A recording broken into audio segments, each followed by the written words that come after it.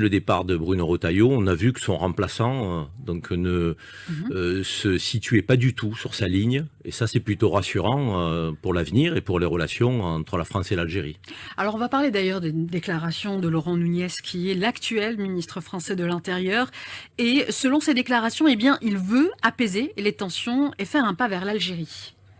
En fait, il veut une relation normale. Pardonnez-moi, mais je veux dire, celui qui a détruit, qui a abîmé, qui a dégradé les relations entre la France et l'Algérie, c'est Bruno Retailleau.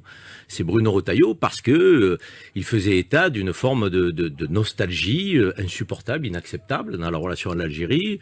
Il considérait l'Algérie comme un pays ennemi dans ses déclarations. Or, l'Algérie doit être un pays partenaire de la France, un pays respecté, un grand pays avec sa souveraineté.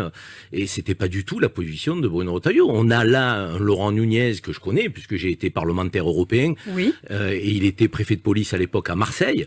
Donc j'ai eu l'occasion de le croiser. On a un Laurent Nunez qui est un haut fonctionnaire de la République française, qui n'a pas envie de politiser la relation France-Algérie au sens, j'ai envie de dire, négatif du terme, qui veut pas instrumentaliser donc cette question, qui ne se prendra pas pour le ministre des Affaires étrangères.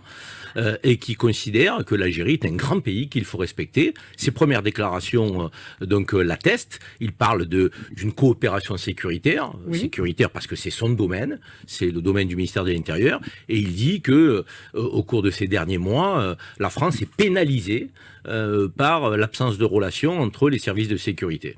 Et en quoi d'ailleurs, quel est l'autre impact du gel des relations entre l'Algérie et la France? Quel impact ça a eu sur la France déjà? Des impacts à tous les niveaux.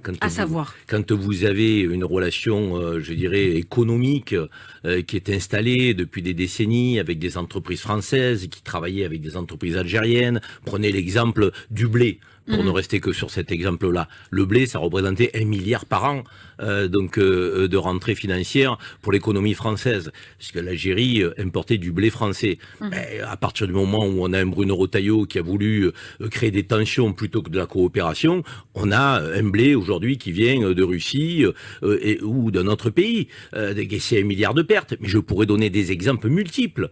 Les 450 entreprises françaises installées en Algérie, Michel Bizac, qui est leur représentant en Algérie, le dit souvent. Il a déploré la position de Bruno Retailleau parce qu'il expliquait que ça ne servait pas les intérêts économiques français. Ensuite, il y a les enjeux aussi de migration, de déplacement. Moi, j'ai trouvé scandaleux les directives de Bruno Retailleau au préfet en France pour pénaliser et sanctionner les Algériens.